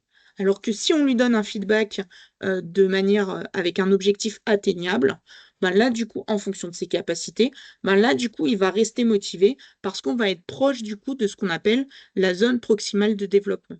Donc, pour faire simple, cette zone proximale de développement, c'est la capacité de l'élève à faire un peu plus dur que ce qu'il a comme compétence, suffisamment proche quand même pour qu'il réussisse. Si c'est trop éloigné de ses compétences, de ses capacités, là, du coup, il sera complètement démotivé. Et pareil, du coup, si au contraire, c'est beaucoup trop simple par rapport à ce qu'il sait déjà faire, si c'est trop simple, du coup, il sera aussi en situation de décrochage et de démotivation. Ensuite, ce qui va être important, c'est de donner des feedbacks qui vont être réalistes. Si par exemple on dit, voilà, poser une multiplication sans calculatrice, ça c'est bon, c'est OK, c'est réaliste. Mais si on lui propose de produire des phrases écrites, par exemple sans aide, sans glossaire, sans dictionnaire, alors qu'il vient d'arriver du coup et donc de commencer à parler français, bon, là, du coup, c'est totalement irréaliste. Donc, il faut vraiment, voilà, essayer de s'adapter, être au plus proche, du coup, des élèves, de leurs capacités. Et ensuite, du coup, ce qui va être important, c'est de faire des feedbacks avec des objectifs dits temporels, c'est-à-dire limités dans le temps. On ne va pas faire, en fait, des feedbacks sur une longue période, enfin, sur une longue période. C'est dans le sens, du coup, à donner un objectif sur un trop long terme. Si on lui donne, du coup, un objectif en disant, du coup, le prochain semestre, il faut que tu améliores telle chose, telle chose, telle chose. Non, là, du coup, ça va être un peu trop flou. Il faut essayer d'être plus précis en disant, du coup, là, on est au mois de décembre, de dire, d'ici le mois de février, je veux que, du coup, que tu aies la capacité de rédiger des hypothèses. Que, voilà, du coup, tu t'améliores sur ce point-là. Donc là, c'est vraiment du coup donner une limite dans le temps, plus précise en fait, pour que notre feedback soit efficace. On va maintenant parler de tout ce qui est motivation et engagement des élèves. Donc en lien avec tout ce qu'on a dit du coup auparavant, la différenciation pédagogique de manière large, du coup, tout ce qu'on peut mettre en place en fait dans nos cours, ça va permettre du coup la motivation et l'engagement de nos élèves, donc faciliter leurs apprentissages. Donc on va aborder du coup des jeux pour différencier et on va parler ensemble d'outils numériques qui aident justement à cette différenciation. Donc des jeux pour différencier, il y a des jeux du coup qui existent, alors on peut les acheter ou les fabriquer, du coup c'est aussi très simple du coup là-dessus. Donc il y a un jeu qui existe qui s'appelle Unanimo. Donc le principe est simple, on donne en fait à chaque élève un petit carton, donc il écrit son prénom du coup, et on fait 3 colonnes avec à chaque fois 8 lignes à chaque fois. Et le but, c'est en fait d'écrire 8 mots en lien avec le thème proposé. Donc, je vais donner un exemple, du coup, un thème, on va dire les jeux. Et en fait, tout le monde, donc tous les élèves qu'on aura sélectionnés, pardon,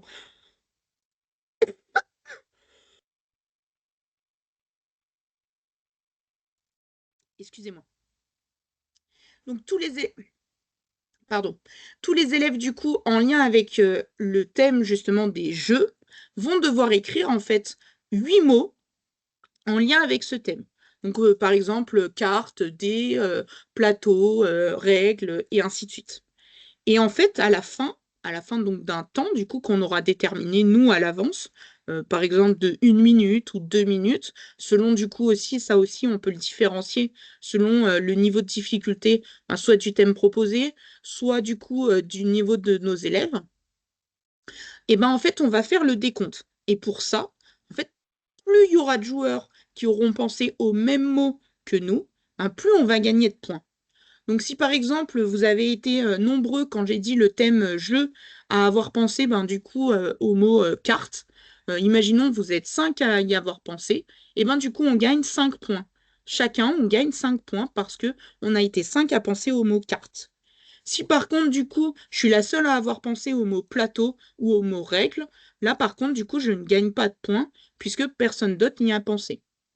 Et ça permet vraiment, ce jeu-là, du coup, de travailler la différenciation, et ce, sur plein de disciplines, pour travailler ben, le vocabulaire, pour faire des exercices de révision. Ça peut être des dates aussi, du coup, on peut utiliser ce jeu-là aussi, ce système-là, pour travailler des dates, notamment en histoire, par exemple, sur la Première Guerre mondiale, les dates importantes, etc. Voilà, tout ça, du coup, ça peut être modulé. Donc c'est un jeu vraiment super intéressant. Ensuite, on va avoir aussi du coup d'autres jeux qui sont proposés. Donc là, par exemple, je vous ai sélectionné deux exemples. Il y a le jeu du qui est-ce. Donc le principe est simple, hein. Du coup, il y a des petites cases, du coup, sur un support, du coup, avec des petites photos. Donc ça peut être l'idée ben, de travailler sur les personnages littéraires.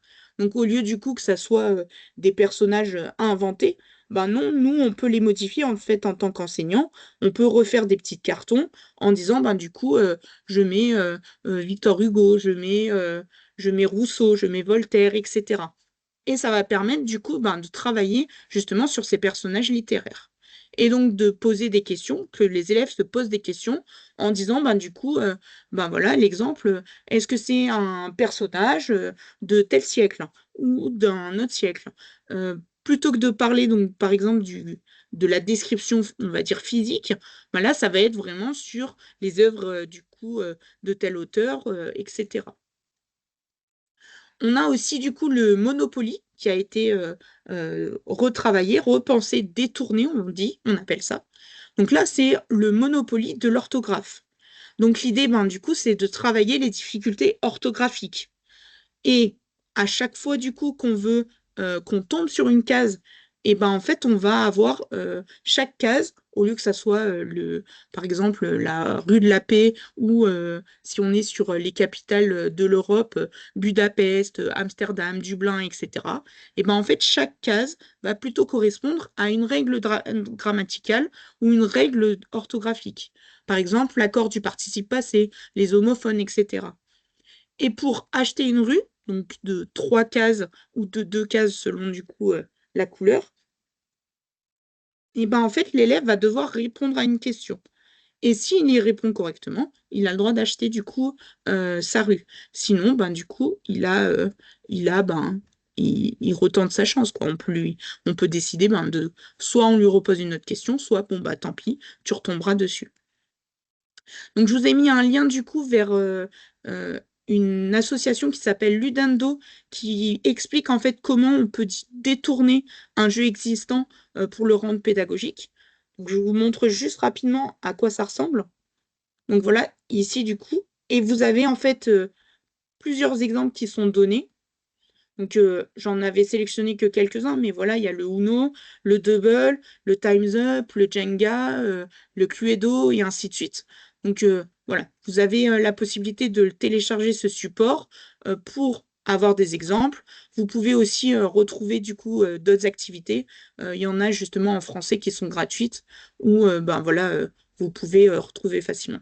Bon, après c'est une association, donc il y a aussi, il faut savoir, ben forcément il y a une boutique où il y a des choses payantes, mais on retrouve quand même pas mal de ressources sur ce site gratuites. Voilà. Ensuite, on va parler ben, justement ensemble d'outils numériques à la fois pour la gestion de classe, donc permettre de différencier du coup nous de manière sereine du coup en classe, et des outils de numérique pour différencier de manière générale. Donc des outils qui marchent bien, ça va être en fait le code des sons. Donc c'est un code couleur en fait que donc, vous choisissez vos couleurs, mais c'est vrai que les feux du coup tricolore marchent quand même relativement bien. Donc, par exemple, du coup, quand on affiche le code vert, ben, les élèves, du coup, ont le droit de parler normalement. Quand c'est un code orange, ben là, les élèves doivent chuchoter. Et quand c'est le code rouge, là, cette fois, interdiction de parler. Si c'est code blanc, ben là, il faut qu'ils demandent la parole. Donc, quand par exemple, on parle, du coup, nous, en tant qu'enseignants, à toute la classe, bon, ben là, le code blanc, c'est, du coup, enfin, le code, c'est le code blanc. Justement, ils doivent lever la main, du coup, pour demander la parole. S'ils sont en activité de groupe, eh ben, on peut dire, ben, du coup, je parle normalement. Ou bien je chuchote. S'ils sont sur un travail individuel, une évaluation ou une activité qu'on demande du coup de faire de manière individuelle, bah là on mettra le code rouge en disant bah non, je ne parle pas. On peut aussi utiliser du coup un site qui s'appelle Classroom Screen, pardon pour l'accent anglais. Donc en fait c'est une sorte de grand tableau de bord. Donc là bon il y a une image du coup en arrière-plan qui est sélectionnée de manière aléatoire, mais qu'on peut changer. Donc là ici du coup bah, c'est background. Hop, par exemple, du coup, on va mettre voilà, le bonhomme de neige. Hop, voilà. Et on va avoir plein d'outils, en fait, du coup, différents qu'on va pouvoir insérer sur notre tableau de bord. Donc, par exemple, on va pouvoir mettre une horloge. On peut l'agrandir ou réduire sa taille. On va avoir justement le code couleur, là dont je vous parlais, justement, et afficher, justement, voilà, le code rouge ou jaune ou vert.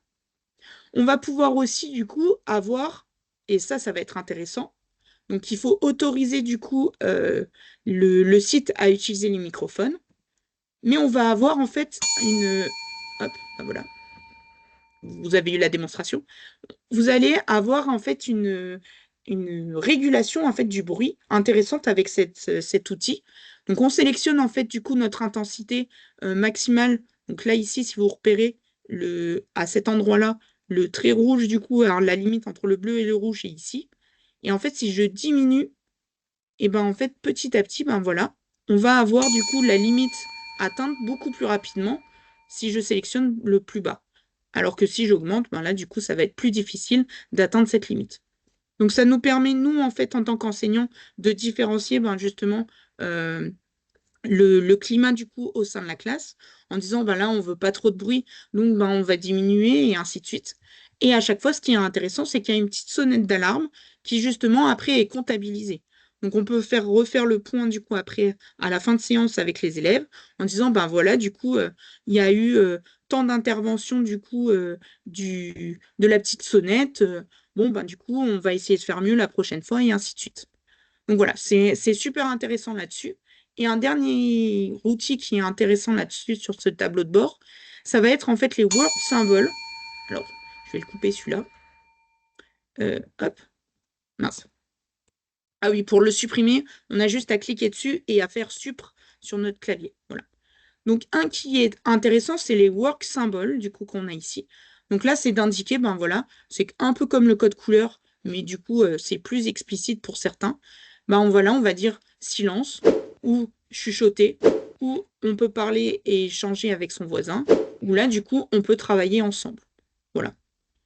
On a aussi un timer, du coup, peut être intéressant pour justement aussi nous aider et aider les élèves à s'autonomiser parce que justement, ils vont avoir un repère au niveau temporel. On a aussi, du coup, à peu près le même principe, du coup, pour le repérage du son. On va avoir Bouncy Balls. Donc là, c'est pareil, c'est gratuit, hein, du coup. Et l'idée est simple. Donc c'est pareil, ça marche avec le micro.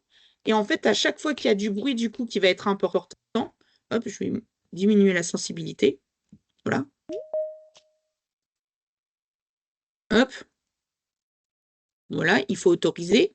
Et en fait, à chaque fois, du coup, qu'il va y avoir du bruit, donc là, c'est le bruit que je fais, et ben en fait, les petites boules vont s'agiter. Si j'augmente la sensibilité, ben du coup, voilà, il me dit trop bruyant. Donc c'est un moyen aussi, du coup, de gérer en fait le bruit au sein de notre classe pour de manière en fait ludique. Ce que je conseille du coup pour ce logiciel, enfin ce site internet-là, Bouncy Balls, c'est de faire un test d'abord avec les élèves, où en gros ils ont le droit de d'abord chuchoter, puis après de faire le plus de bruit possible. Une fois qu'ils ont fait ça, ils ont vu comment ça marche, et après justement on dit, bon bah maintenant on revient du coup à la normale, on va reparler du coup soit en chuchotant, etc.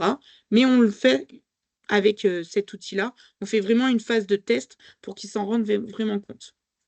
Je vous ai mis aussi un lien vers plusieurs minuteurs, donc qui ont des formes différentes, qui sont voilà, un petit sablier, un compte à rebours, une bougie, une bombe, etc., qui permettent encore une fois du coup de différencier et d'aider à autonomiser nos élèves.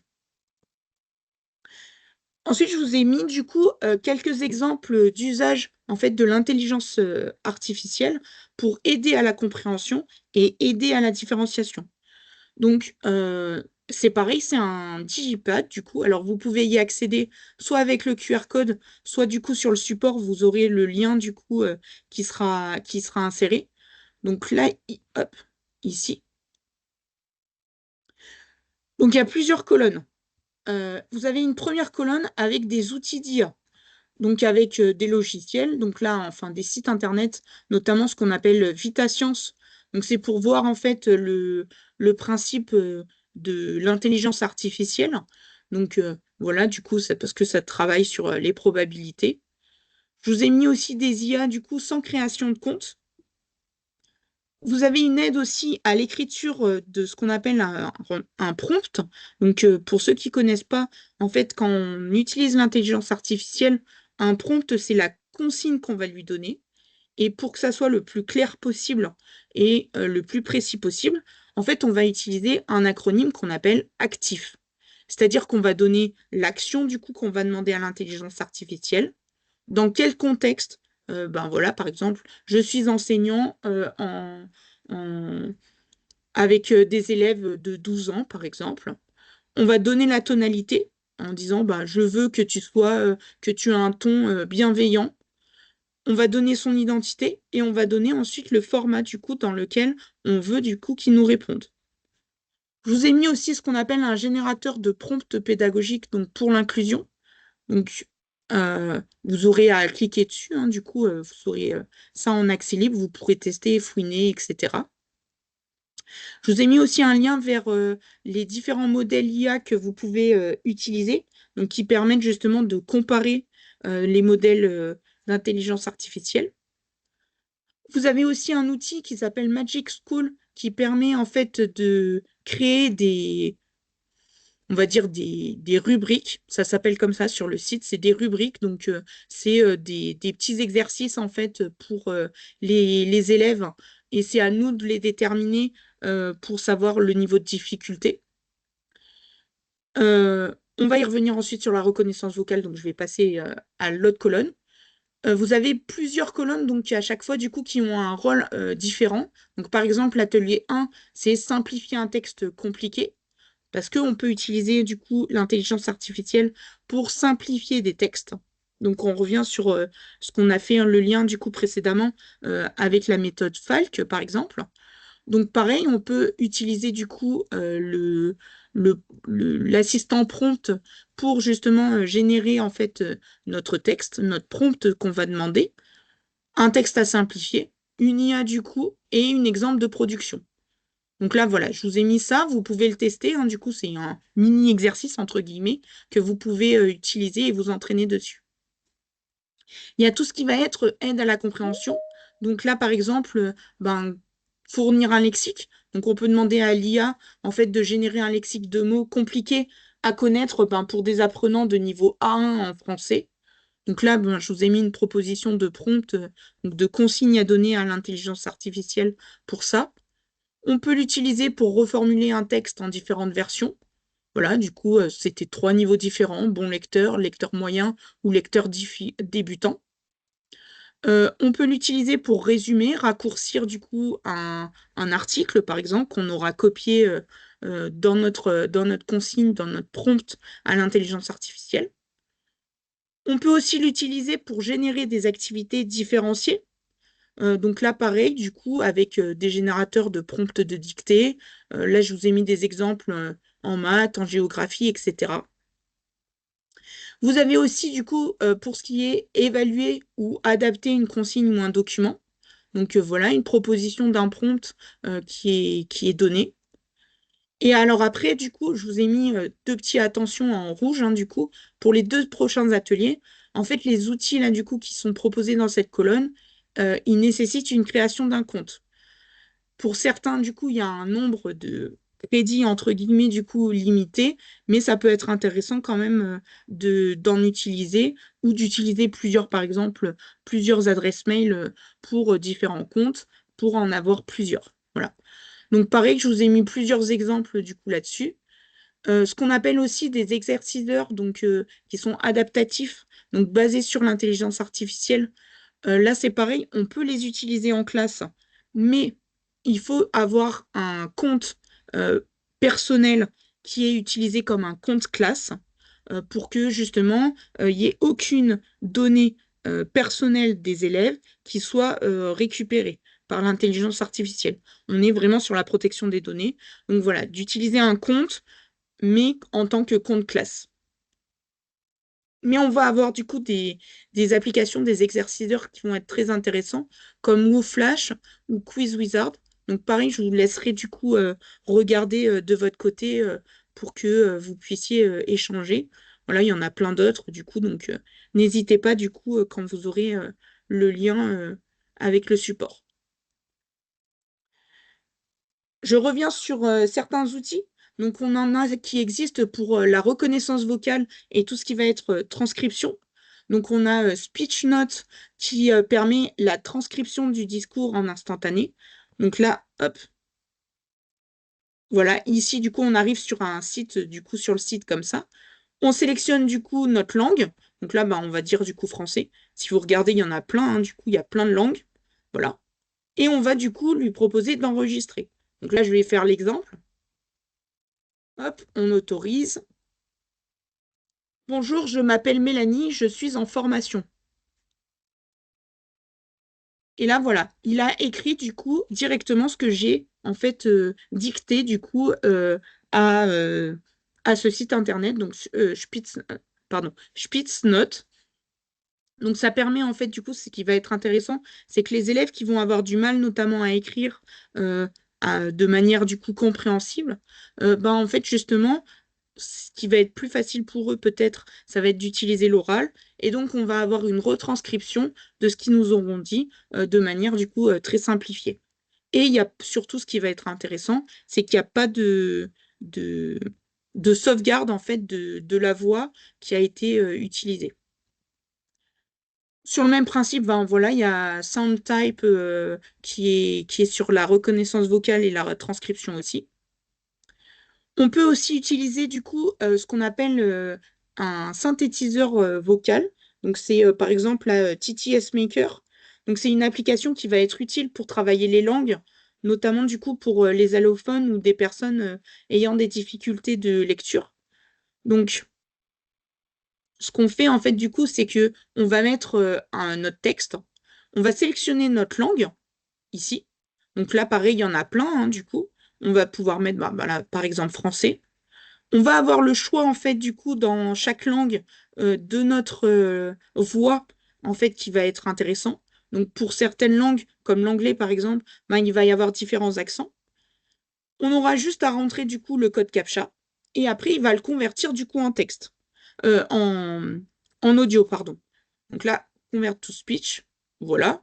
Il nous demande de vérifier qu'on n'est pas un robot. On vérifie. On met OK. Voilà. Donc, il le télécharge. Il le met, du coup, voilà. Bonjour, je m'appelle Mélanie, je suis actuellement en formation. Donc cette méthode-là, du coup, ça peut être intéressant pour les élèves, du coup, pour pareil aider à la différenciation. En fait, d'enregistrer, parce qu'on peut le télécharger, d'enregistrer du coup un texte, donc de le taper et du coup après de le télécharger pour aider la compréhension pour des élèves qui auront du mal, par exemple, à lire des consignes écrites. Ensuite, un autre exemple, c'est pour la génération de podcasts. Donc là, ici, du coup, c'est ce qu'on appelle Notebook LM. Donc ça permet d'approfondir un sujet, réviser un cours de façon différente, etc. Je vous ai mis aussi un générateur de prompts. Donc c'est un site où là, du coup, ils prennent vraiment en compte les besoins en différenciation. Il y a vraiment un onglet, ben, besoins de différenciation. Donc c'est là où on va mettre les profils de nos élèves. On va sélectionner le niveau, la discipline, l'effectif de notre classe, ce qu'il y a comme prérequis, etc. Je vous ai mis aussi le lien vers ce qu'on appelle Cap École Inclusive. Donc, c'est une ressource du coup de Canopé avec des grilles d'observation pour identifier en fait les besoins des élèves et trouver des solutions adaptées. Donc, après, du coup, ça permet d'aménager et d'adapter justement en fonction des besoins qu'on aura observés. Et pour terminer, du coup, je vais vous demander de vous resituer. Maintenant qu'on a vu beaucoup, beaucoup de choses, je vais vous demander du coup de vous resituer sur ce petit bateau de la différenciation, de me redire du coup dans le chat quel numéro du coup vous êtes. Donc j'espère qu'il n'y a pas de 20. Non, il n'y en avait pas au début, mais peut-être que certains n'ont pas osé dire qu'ils étaient en numéro 20. Donc j'espère du coup voilà, que ça vous aura donné quelques billes pour la différenciation. Donc n'hésitez pas à dire dans le chat voilà, comment vous vous sentez. Ok, 3 du coup. N'hésitez pas du coup à dire s'il y a d'autres questions. Enfin voilà, pour le numéro 3 du coup, je me permets. Elvis, du coup, n'hésitez pas si vous avez des questions. 17, ok. Numéro 1, ok. Ah merci Ambre, elle vous remet du coup voilà le lien avec le support de formation, enfin du coup pour retrouver numéro 1 aussi. Ok.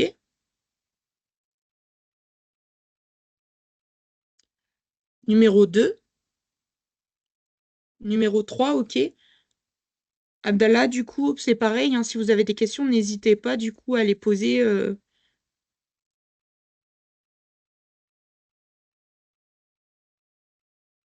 Ok, numéro 2. 3, ok.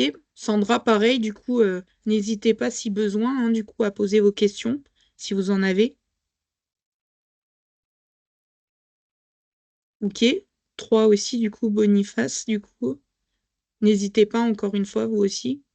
Julius, ok, 2.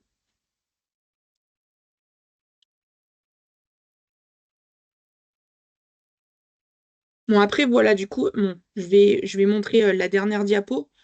Euh, Ce qui va être intéressant, du coup, ben voilà, vous avez un bilan sur quoi peut porter la différenciation.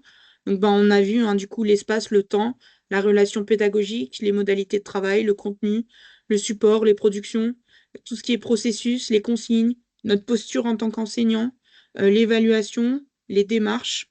Voilà, après, du coup, il y a la fameuse phrase, ben, un jour, j'irai vivre en théorie parce qu'en théorie, tout se passe bien. Donc, il ne faut pas hésiter à mettre en place du coup de la différenciation.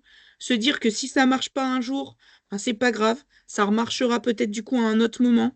Ou alors il faut peut-être changer du coup certaines choses.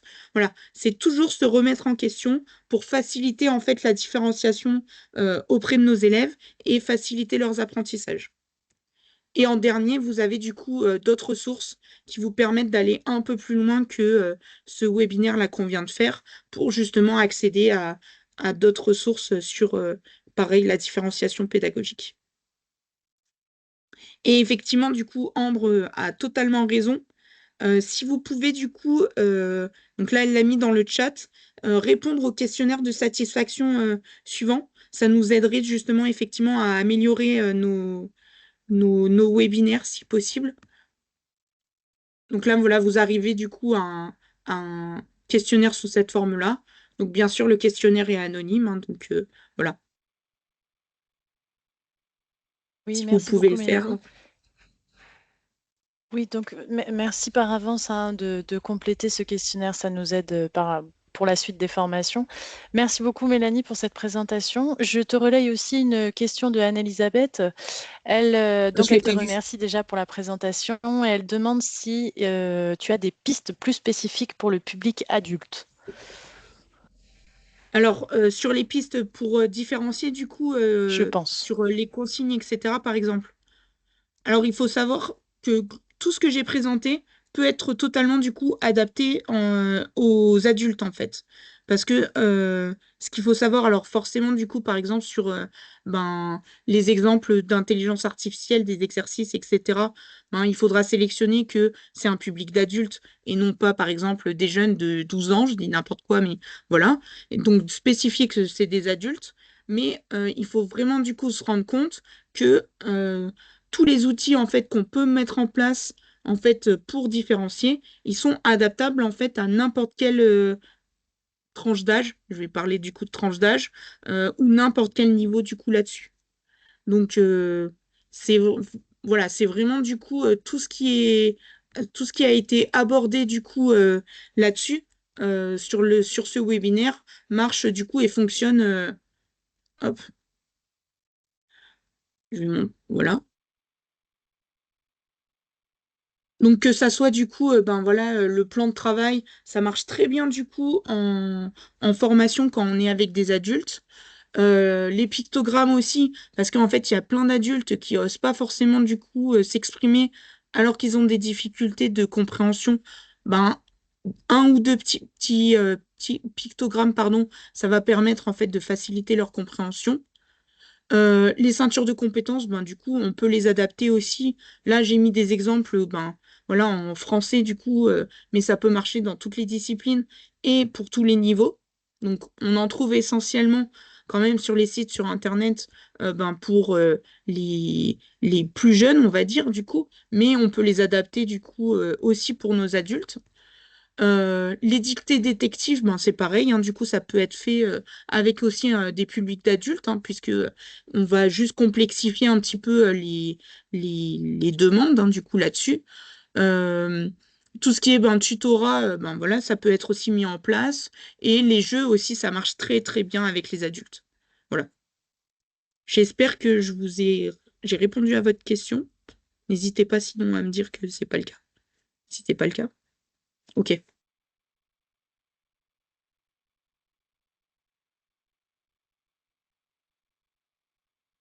Super. J'ai l'impression qu'il n'y a pas d'autres questions. N'hésitez pas, hein. Et sinon, si vous n'avez pas d'autres questions, eh ben, on va pouvoir clôturer ce webinaire. Oui. Bon, je pense que... Ah, on a Elvis. Donc Elvis te remercie pour la présentation. Il comprend voilà, ce que c'est la différenciation et il voit un petit peu mieux comment il pourrait l'adapter et l'adopter. Voilà, donc c'est pas une question, mais c'est plutôt des remerciements. Bah, merci du coup pour ce retour. Mais voilà, Merci beaucoup, Elvis. encore une fois, du coup, il faut pas hésiter à se lancer parce que c'est vraiment, on voit la plus-value du coup pour nos élèves, quel que soit l'âge. Du coup, si on englobe aussi les adultes, c'est vraiment du coup ben, que des bénéfices. En fait, du coup, c'est que bénéfique pour tout le monde en fait. Nous, en tant qu'enseignants, parce que ben, on arrive à moduler et à gérer en fait les différents niveaux, mais aussi pour les élèves parce qu'ils s'y retrouvent en fait.